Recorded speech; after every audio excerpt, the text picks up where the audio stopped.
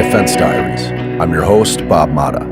In this episode, we will focus on the noose tightening around Gacy's neck as opposed to his victims, as we look at the disappearance of 15-year-old Robert Piest and the ensuing investigation conducted by the Des Plaines police as they begin zeroing in on their suspect.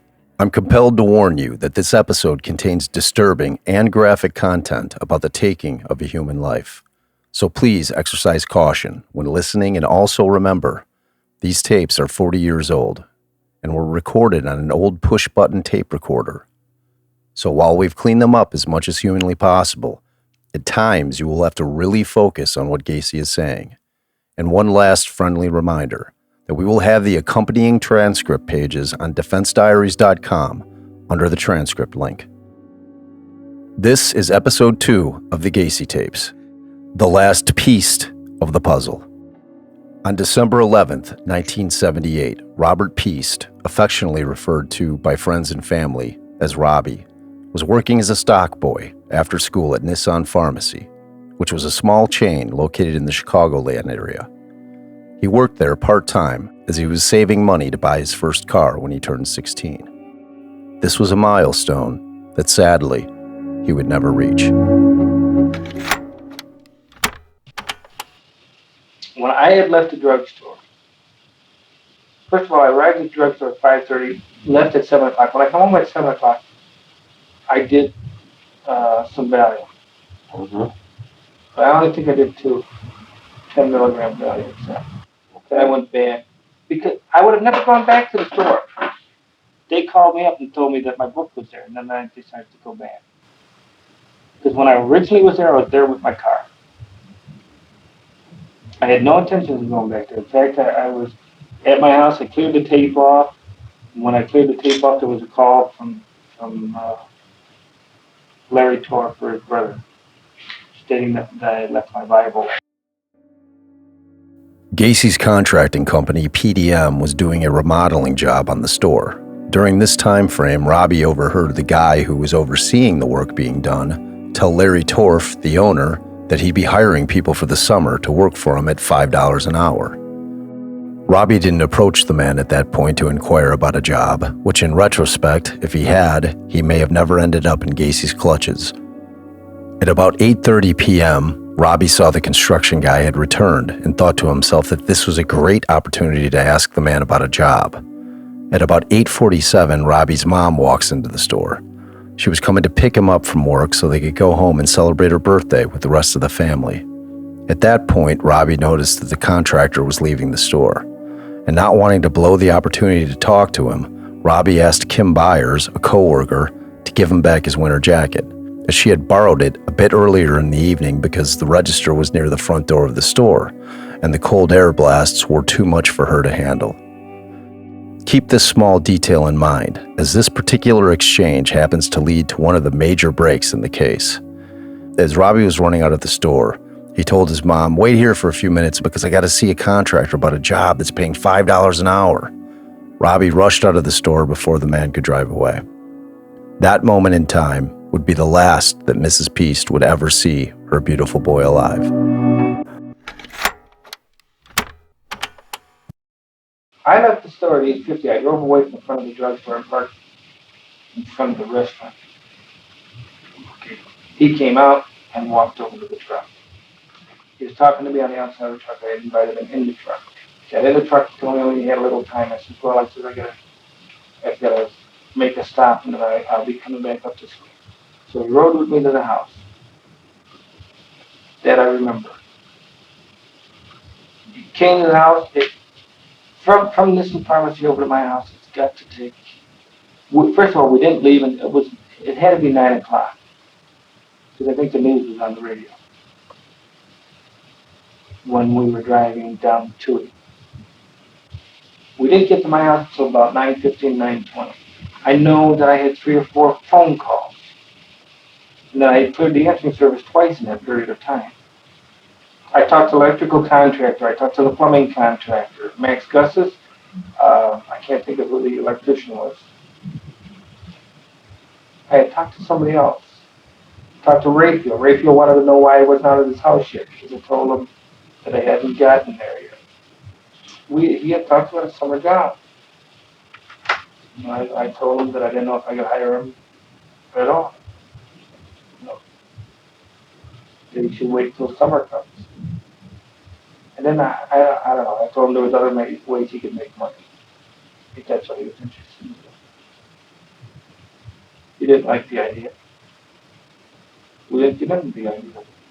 Uh, we were discussing some sex.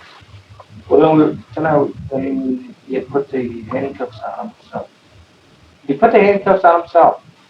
Okay, I of course expounded further on him getting blown, and he didn't like the idea. And then he was scared that he was going to get killed. I don't know.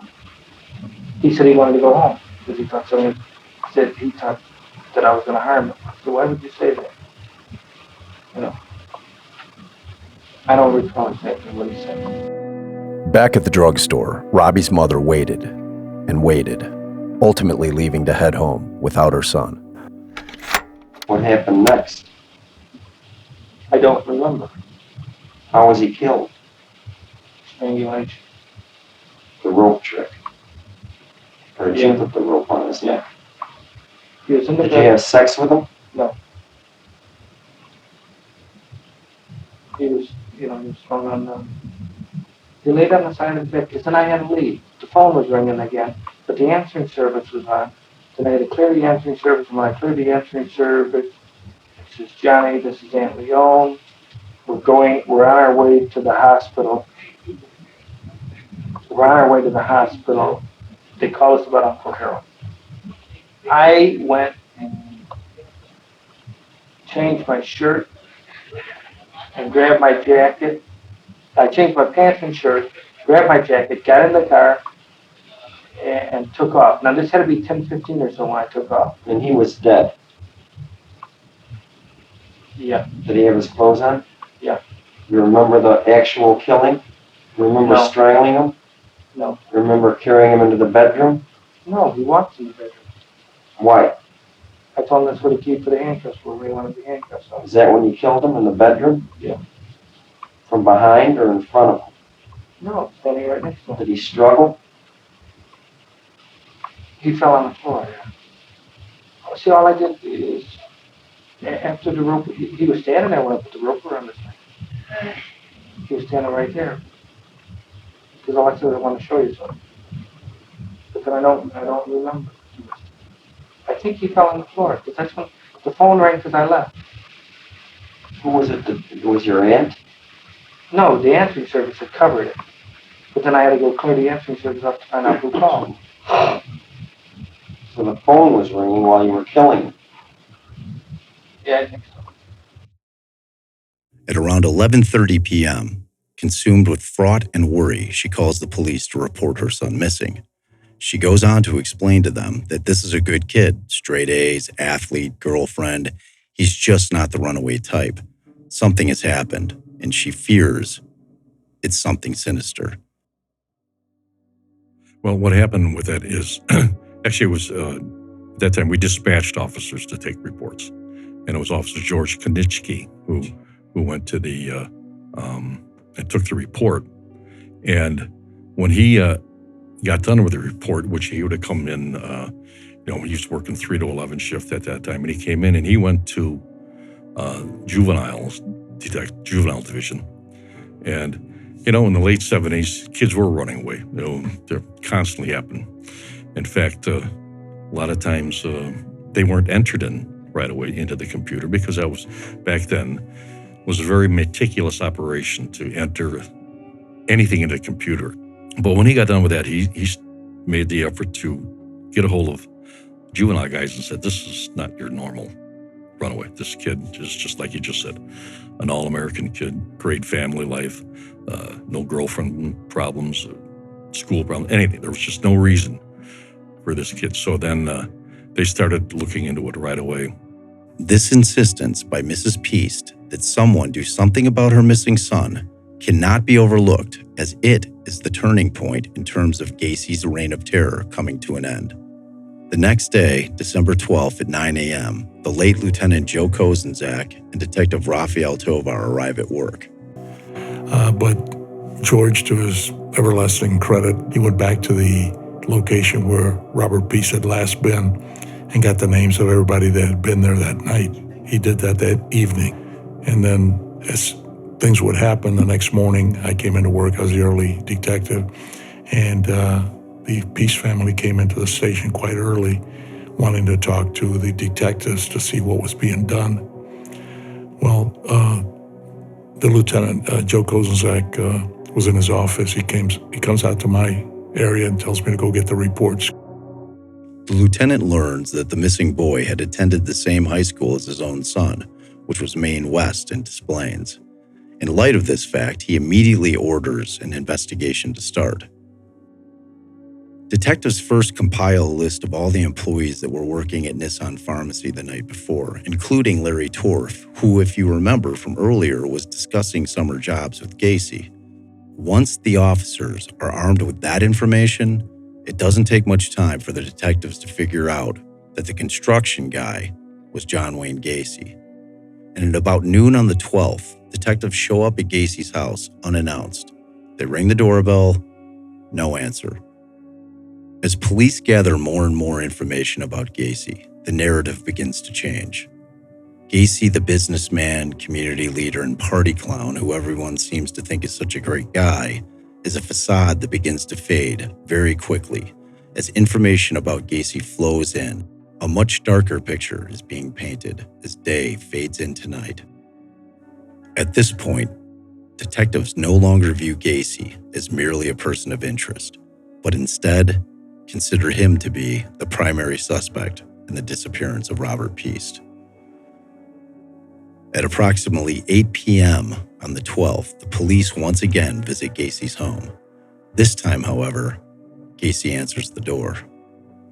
Lieutenant Kozenzak informs Gacy of something that, of course, Gacy already knows, which is he is one of the last people to see Robert Piest alive, and because of that, they need him to make a statement. Gacy tells Kozenzak that he will show up at the police station, but that he can't do it right now because he just got a call from his aunt from the hospital informing him that his uncle had just passed away. Kozenzak, still insisting, says, okay, but you need to understand that since you were the last person to see him, we really, really need you to come to the station and make a statement, for the investigation. This really rubs Gacy the wrong way, as ironically, he's upset with the cavalier attitude towards a death in Gacy's family. Unbeknownst to either officer standing in Gacy's doorway is that young Robert Piest's lifeless body is stashed up in Gacy's attic. So as Kozenzak is walking away from Gacy's front door, he turns and tells Officer Summershield that he wants him to sit on the house, but probably about a block down south of the house and out of sight. Now, neither Albrecht or Tovar were present for this contact with Gacy, and they both have very, very different information concerning that surveillance that was left at Gacy's home that night. We actually got lucky that night. I've always said, police work is a lot of hard work, but boy, we really rely on luck a lot of times. And because he had arrived home in the van, and Rossi, I believe, arrived in the Oldsmobile that he had. And what happened was, in the way the driveway was set up, you can't really see the cars if you're south of the house in the back. And when they followed the van thinking it was Gacy, and by the time they caught up to it, they realized it wasn't him, that he had, and there was only one car following, I believe, which is when I say we were lucky, because, had we followed Gacy in the car and found Piest's body in the trunk, the case would have been over. We had no reason to think anything else. We were looking for one person.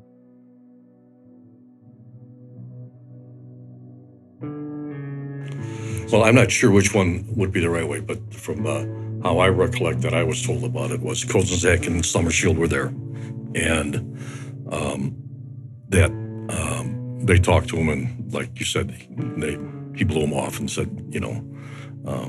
he couldn't, and they left. Kozenzak left, told Summershield to stay there, And I hadn't been aware of Rossi being there. Just that Gacy pulled out with his car, the Ols, and Summershield was trying to follow him. But I mean, one car, you can't follow anybody, especially if you're trying to be covert. And Gacy lost him very quickly. Now, Gacy tells Kozenzak that he gets it. He needs to come in and make a statement. He guesses that he'll probably be able to get there around 11 o'clock. Well, 11 o'clock comes and goes, still no Gacy. He calls over to the police station at some point and informs them that he'll be there soon. They wait until about 1 o'clock in the morning. He's still a no-show.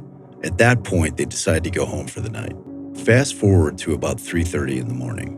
Gacy saunters into the police station, asking for Lieutenant Kozenzak. The cop at the desk looks at the man and sees that he's covered in mud from head to toe. He tells him that Kozenzak has left for the night. It's 3:30 in the morning, and he should try to call him tomorrow. Before he can leave the building, the cop calls out to him and says, "Hey buddy, why y'all covering in mud there, pal?" Gacy concocts some story that he tells the cop, but you can bet your ass that it was in no way, shape, or form related to how he actually got muddy, which was from trying to push his car out of the mud that he gets stuck in when he's disposing of Rob Piest's body in the displays. You don't recall hiding the body, or because possibly there was patrol cars or barge, or because you were stuck. You were just stuck with the body in the trunk? No. They gave the guy the keys to get the car out of The trunk was empty. the car was muddy.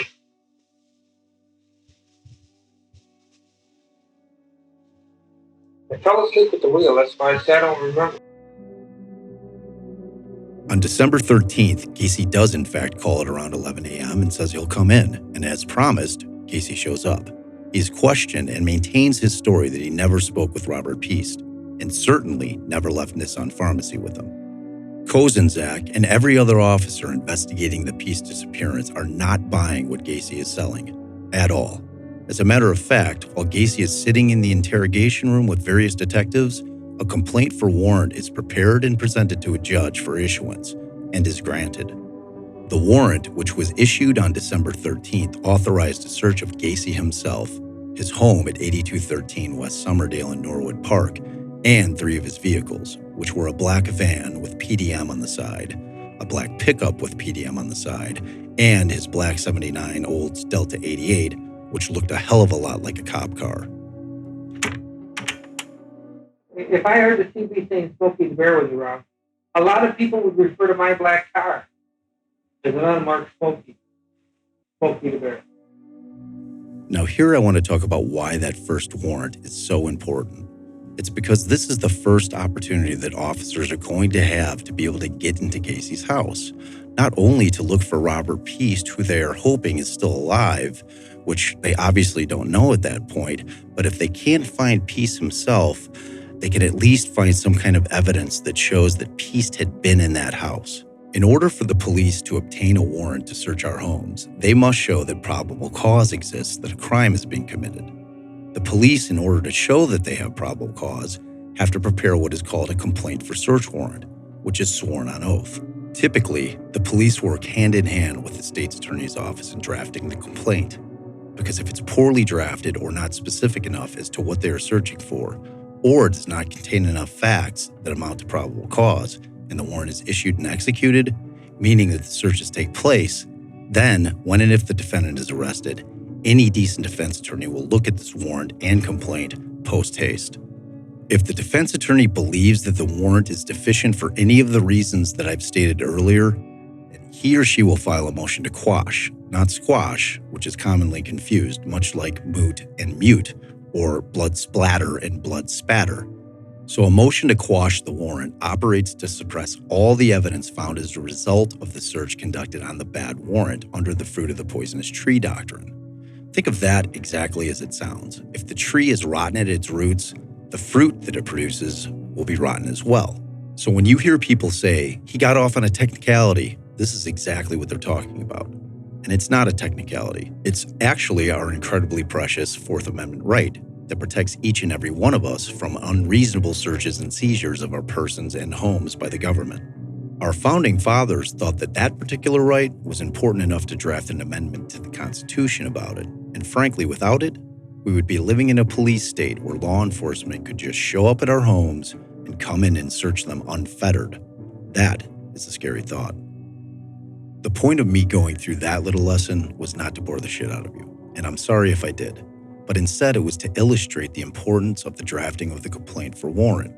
Because if the trial judge disagrees with the judge that issued the warrant about any aspects of that warrant, the end result is that the evidence collected could be tossed out and would not be able to be used by the state at trial. And one thing is for certain, that my father and Sam Amoranti would be scrutinizing that warrant and any that would follow in order to keep crucial evidence from being introduced into evidence at trial. As you can imagine, that type of loss of evidence would be absolutely catastrophic to the state in terms of them meeting their burden of proof to prove beyond a reasonable doubt that the defendant had committed the crime. And typically what happens in that situation is that the state nolly processes the case or dismisses it altogether. So you can see how absolutely crucial this first warrant was in getting Gacy off the streets. So I asked lead prosecutor Bill Kunkel what his impression of that first warrant was as drafted. But it really didn't paint a basis for a connection between some of the items that they actually recovered, or even the ones that did wind up at trial, since Judge Garippo did not suppress the warrant, any evidence based on that warrant. Some of the serious pieces of evidence. Well, here's the point. If you just say, search for Robert Piest and search for evidence of the detention of Robert Piest, that's too broad. If you ask him to search for ropes and handcuffs, or whatever, if you have some basis for that, and we can argue about whether they did or not, I think you would have a basis for that in any detention, but at least put it in there. But the bottom line is there was no kind of bridge between any specific items, and that's a common problem with search warrants. And so, for instance, narcotics involved police officers and other law enforcement groups dealing in those kinds of cases, are very well schooled and very well experienced in being very specific about it. Firearms, same thing. Well, he showed me the gun and he put it back in the closet. Or, I went there to his apartment to buy heroin, and he got the heroin out of the top dresser drawer in a box and sold me 2 packages, and so forth. On December 13th, the Cook County Sheriff's Department and the Des Plaines Police get into Gacy's home for the first time since the killings began in 1972. He came in to be interviewed at that time, and that's when I had probably a 2.5, 3-hour conversation with him. He had come into the station, as I said before, to be interviewed, and while they were getting the search warrant, I had entertained him because he wasn't being held, so I was just going to talk to him and try to keep him there without telling him he could leave, if he wanted. He was telling me how important he was, first of all, how he knew Walter Jacobson, and that how he had important friends. And I knew a lot of it was just BS, so I just kept saying, really? Tell me more about this. And he was in his glory, he was a big blowhard. He just kept talking. I didn't care what he said. I probably don't remember half what he said, so long as he talked and didn't go anywhere. So actually, he was asked to stay at the station, and he did. He stayed there while we went. So while Gacy's sitting in the police station, the search of his house is being conducted, and he has no clue that that's going on. All told, during that search, the police end up recovering approximately 60 items from Gacy's house, ranging from a pair of handcuffs, jewelry, including a class ring from Maine West High School with the initials JAS engraved into it, and several articles of clothing that contain what appears to be blood. But what they don't find is anything that directly links Robert Piest being inside Gacy's home. To be clear, when I say that they don't find any direct link to Robbie in the vehicles or the house, I'm saying that in terms of it being 1978, because they did find the blue parka, a green shirt, and a pair of yellow underwear, all that had possible bloodstains on them. And most telling is a stretch of nylon rope that appears to have human hairs attached to it. Now, you and I both know, based on what we heard with respect to Gacy recounting the murder, that Robbie was strangled, not stabbed or shot. So the odds of the blood on the articles of clothing belonging to Robbie are slim. However, that piece of rope with the hairs that was recovered from the house, shit, that's a smoking gun. We will get back to that stretch of rope in the next episode. Sometime after the search has occurred and Gacy has left the police station, he gets back home knowing that the police have just ransacked his house. What Gacy knows at this point is that number one, they didn't find Robbie's body because it wasn't there. And two, that they didn't find anything inculpatory because, well, he was standing in his house and not in a jail cell. The following exchange between my father and Gacy drives at a bigger point, which is how concerned was Gacy that the cops may have discovered a graveyard in his crawl space. All right, he says, I looked down in the crawl space. The reason I went down to the crawl space is when I got in the house there was the white line was all over the goddamn quarry stone floor in my entranceway and also on the wall. It looked like they came up out of the goddamn hole after falling around down there. They had put lying all over every goddamn. I was pissed off about it. I couldn't figure out what the hell they went down the crawl space for because there was nothing down there. But you knew there was something. What I'm saying is in regards to they were looking for peace. Okay? There was nothing down there. Okay? There was no undisturbed ground. There was nothing. So they went down in there and they must have crawled all over it because they come up with lime all over them. They just smeared the goddamn lime all over the house. I was pissed off about that. David Graham says that I went down in the crawl space. I did not crawl around. I just crouched down and made a complete 180-degree circle and came back out, which is the truth. They asked him where else I looked. He claims I went in the attic. I don't. Why did you go down there? What? Into the crawl space. I just explained to you because it's goddamn the plastic stuff. So what? I mean, why would you go down there? You know what I'm getting at? I mean, why did you go down was there? I going down there To see if they discovered it? No, that wasn't on my mind. I didn't even think of that. So my father is asking him point blank if he went into the crawl space to see if they discovered the graveyard. And Gacy's response of, I didn't even think of that, is incredible. This guy's mind at this point has to be racing nonstop. What is very clear from this clip is that Gacy, after having survived the search of his house without them discovering his terrible secret, is only concerned with the Piest killing. He's relatively certain that he's in the clear for the other 32 people that he's murdered. So Gacy says, I didn't even think of that. Well, I guarantee not only had he thought of that, but that as soon as he walked into his house that he made a beeline to the crawl space to see whether they had done anything other than just look around, like dig. I can't even imagine the relief that he must have felt when he saw that the cops had not been digging down there. At this point, on the 13th, I have to think that Gacy fully believed that he had gotten away with murder. Again. As I dug into this case much deeper than I ever had previously, one thing became crystal clear, and that is if Gacy was active, say, now, there was a 0% probability that he would have remained undetected for so long.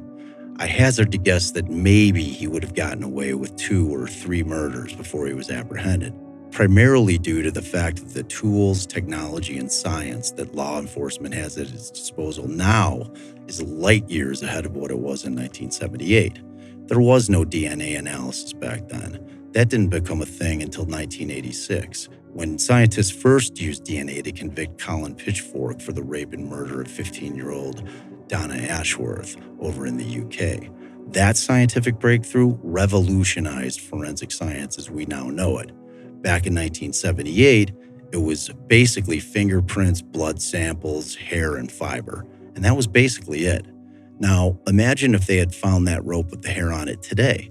it would have been rushed to the lab, and they most likely would have received the results within 24 hours, as they would have pressured the lab to get the results back to them. And don't get me wrong, DNA alone will not secure a conviction, but it is incredibly strong evidence, and certainly would have been enough to get Gacy off the streets. Now, if you're a true crime buff and things like property evidence sheets are kind of your thing, well, we've got you covered. We have uploaded copies of the original inventory sheets so that you can see everything that was recovered.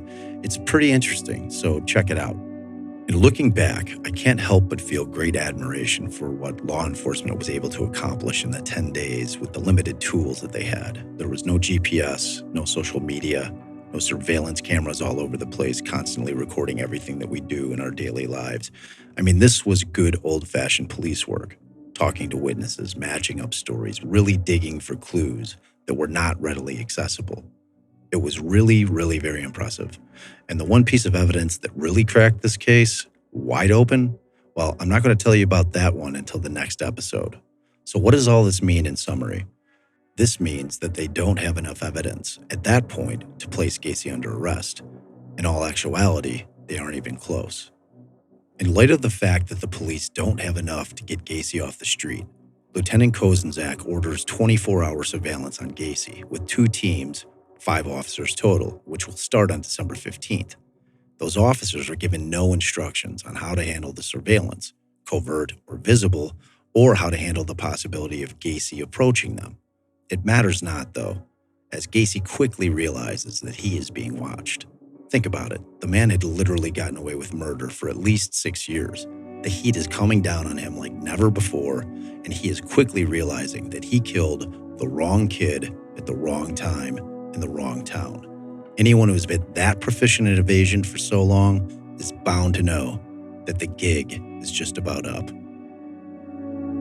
Please make sure to join us next week for episode 3 of the Defense Diaries, as police close in on Gacy and he knows it, and there's not a damn thing he can do to stop it. And hey, we also really want to hear from you, so make sure you email us at defensediaries.com, and also remember to subscribe, share, and follow us on Facebook and Instagram at Defense Diaries. And be sure to check out our website at defensediaries.com for additional content.